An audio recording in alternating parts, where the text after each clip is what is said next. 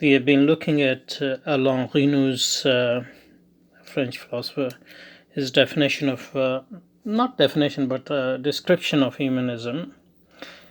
And in the previous video, we learned a few things from it, and I will try to sum it up.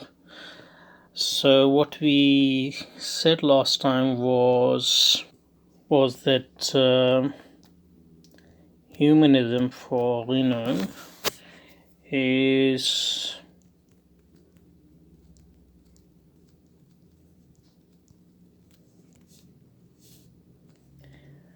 firstly, it consists in general terms, it consists in valorization of humanity.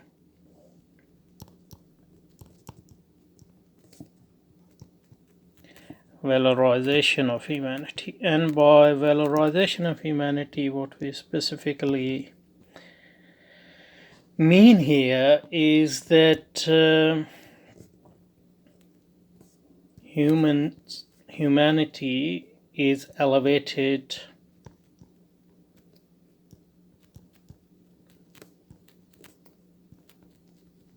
to the level which, for example, in religious civilization, you have of a god.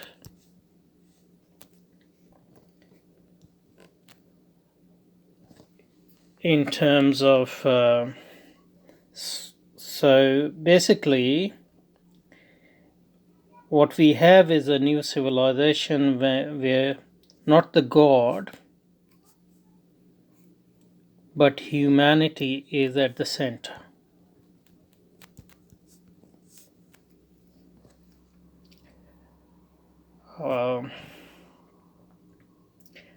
And what we said was, in this respect, that this sort of humanism, which consists in elevating and displacing, elevating human to the level of God in a certain specific sense,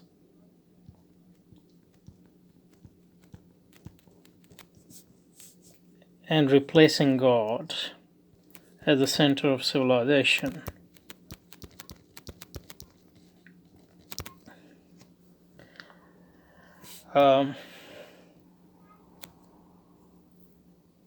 This is the key feature of the new civilization, which we call modernity. So in this sense, modernity is humanism.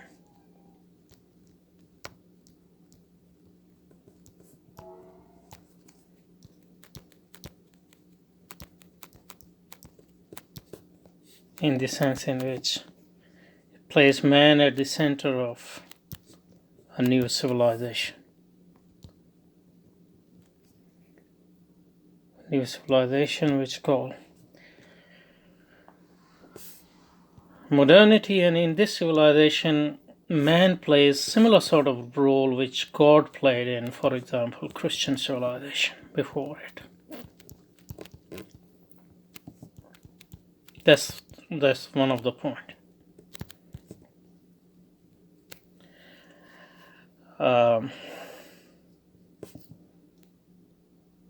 And in this respect, we said that it doesn't require God to be absent or denied. It doesn't have to be specifically atheistic civilization, at least not at the start.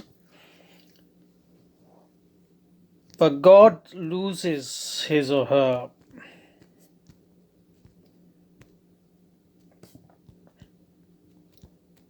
centrality in the civilization.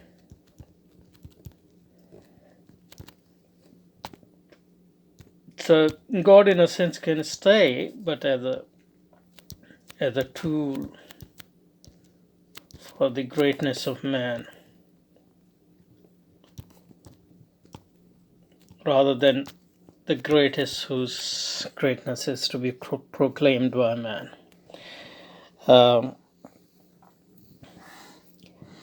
And in a sense, we also said that God is required for the emergence of such a civilization, because unless is in a sense required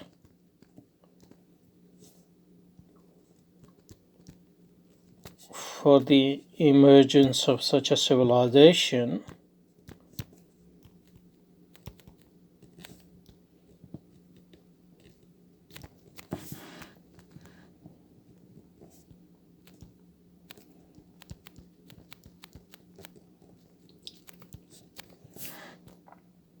because humanism and valorization, this valorization of humanity, in fact requires two paradoxical things. And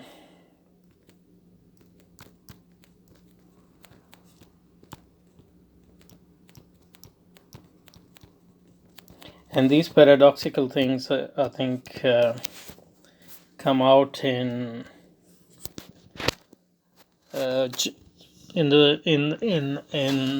the philosophy of like he realized more than anybody else, at least in his work, that humanism require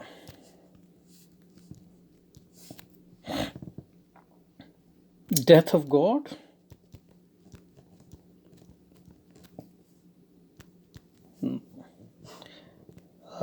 death of God in the sense either death of God meaning that actually God is denied and replaced, or even if God is present, he is dead because he or she doesn't have that centrality which it had in the Christian civilization, for example. So in that sense, Nietzsche emphasized that humanism requires death of God. So unless God is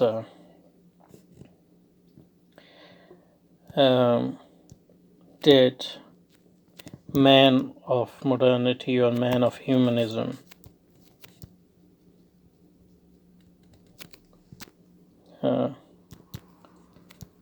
cannot be born.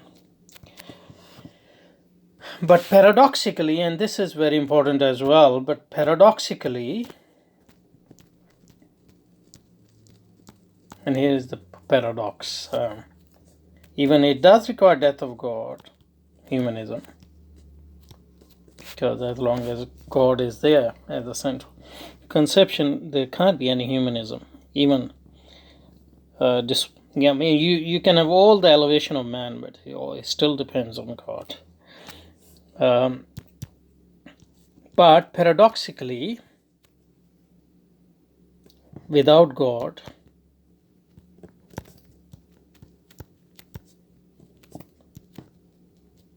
there can be no humanism. Because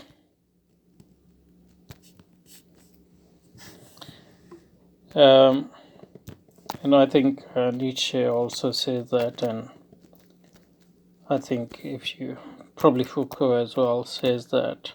I mean, you learn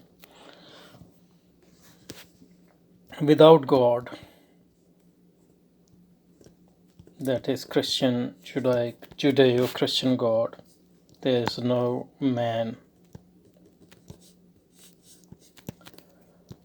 of humanism, because this man of humanism, whether you take him individually or as a species, is fashioned after or in the image of Christian God. So without Christianity, there is no humanism. Without Christian God, there is no humanism. In fact, the whole Christian notion of man-God basically, I think, gave the idea for the first time that man can be God in that sense. on the civilizational level. So, in a sense, humanism requires death of God, but also requires God Himself, because without God, you don't have a conception of man. And that's why we call it a modernity, because modernity is not only this difference from medieval Christian civilization, but it also different from ancient Greek civilization or other ancient civilization, because in Christian civilization you have God as the center, and in ancient civilization you have, other thing, nature, or variety of gods. None of these civilizations, especially ancient civilization, provide a conception of man as a god. And obviously, although in Christianity one man was God, it doesn't relate to the whole humanity. It was still the transcendental God to which. So in that sense, it is modernity. So modernity, although crucially depends on Christian civilization and also to some extent on Greek civilization for its emergence, it rejects, it's the denial of the core tendency of both ancient civilizations and the middle civilization or medieval civilizations. In that sense, we call it modernity. That is, it's a totally new conception in a sense, although it crucially relies on Christianity and then to some extent on Greek civilization as well, but still it's totally modern conception in the sense that it places man or humanity as the center of this new civilization, center of the universe, center of knowledge, and center of action. And everything else, including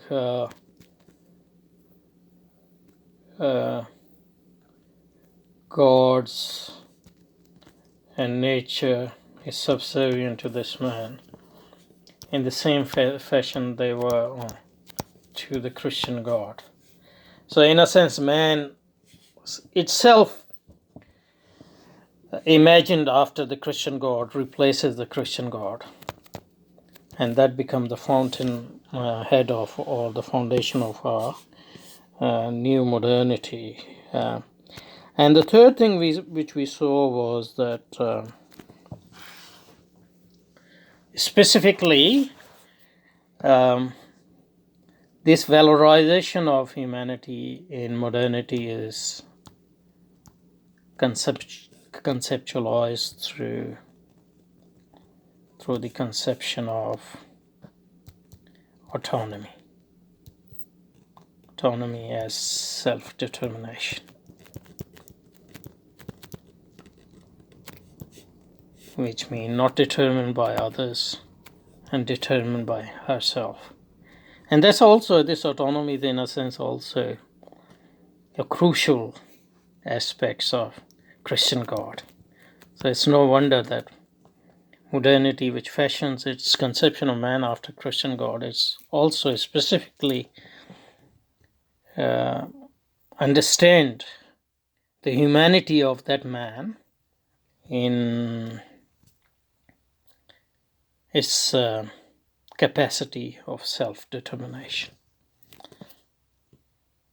So this much we had done last time. So fundamentally, humanism is the conception and valorization of humanity in its capacity for autonomy. So autonomy is a specific way in valorization of humanism. Humanity is conceptualized in modernity. So it's not vague, just it's very specific.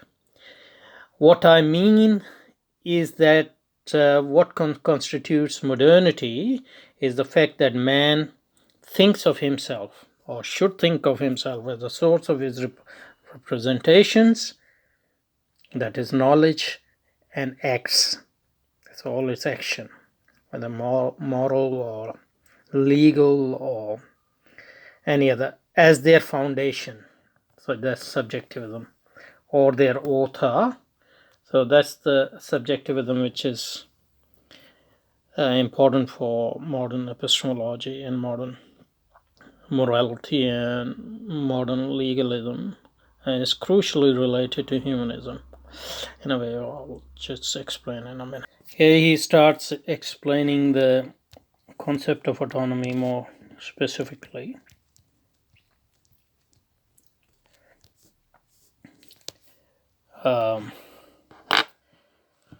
So what I mean is that what constitutes modernity is the fact that man thinks of him as a source. Man is the source of, or the center of, and the foundation of knowledge. And action. So that moral action, legal action, practical action, all those aspects. And autonomy means that man is the source, foundation, and author or authority of all this knowledge. So what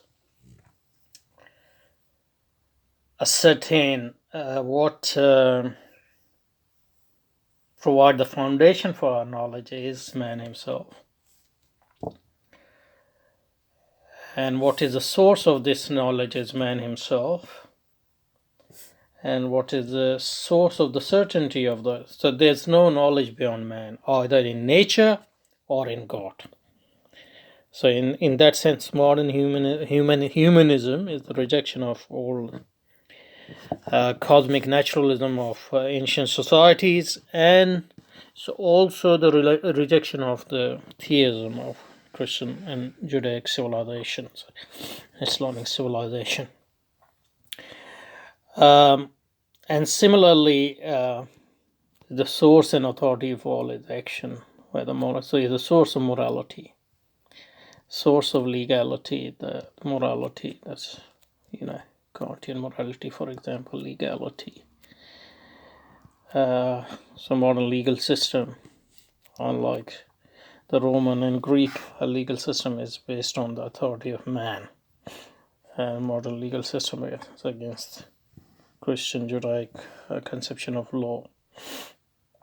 It's self-legislation and practicality, like the quest for the domination of nature, which will provide the foundation of modern science, which is appendix to this humanism, because without science and without the technology, man cannot have the capacity, which we talked about last time, to actually exercise his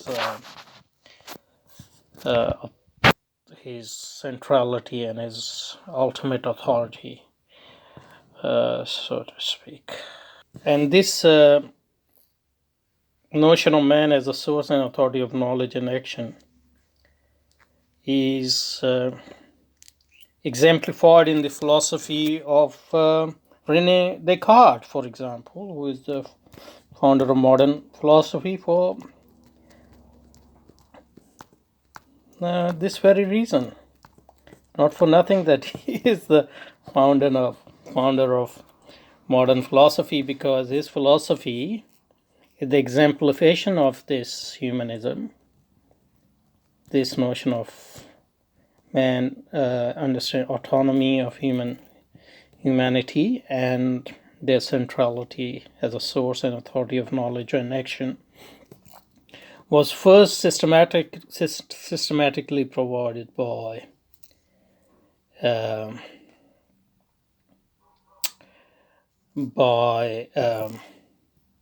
René Descartes. And his philosophy has two horns to it, as well, his negative philosophy and his positive philosophy.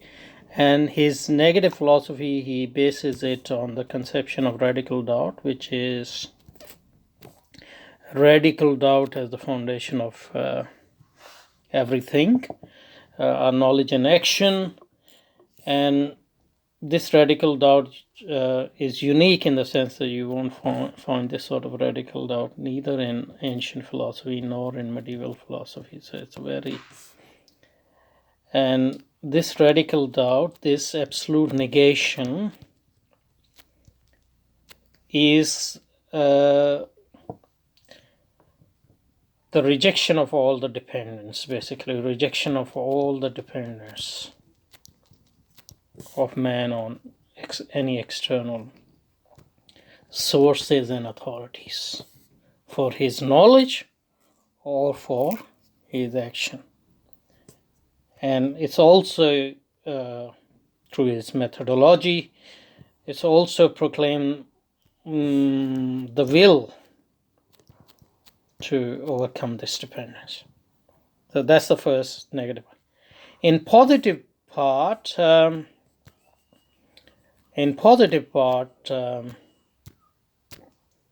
he provides the foundation of knowledge and I think subjectivity. The subject provides the basis for absolute certainty. And even though he evokes God at some point, is in the service of this, I think, and this subject rather than the other way around.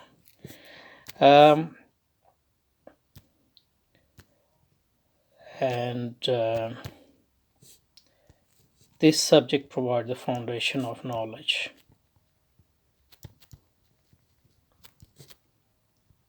And certainty. And truth and whole system of knowledge. And also action. Because this subject thinking also contains willing and desiring. I mean, everything which this subject is in its thinking capacity. And it is important to remember that Descartes didn't just say that I think is the foundation of knowledge, but he also said that what is knowledge, the purpose of knowledge is to be useful as a tool for the mastery of nature. Because that mastery of nature will provide the practical basis for human self-determination. So it's for no reason. It's not for no reason that Descartes is considered the founder of the modern human. So I think provide the foundation, both knowledge and action. And this conception is against the Greek philosophy, at odds with Greek philosophy as well as Christian epistemology, because in a negative sense, radical doubt as the foundation of knowledge and action is not to be found in either Greek philosophy or Christian philosophy or scholasticism. But the whole notion of man as the source and authority and the author and the ultimate foundation and justification of knowledge and action is basically alien to Christian and Greek civilization as a whole, and that's why Descartes is so important. And Descartes' followers, both rationalist followers and empiricist followers, developed these ideas in different ways, and then it culminated in one of the greatest of humanist and modernist philosophers, Immanuel Kant. And Immanuel Kant basically provide an updated version of Cartesianism for his more for his age, which was now unlike Descartes' age, was at least at arm's length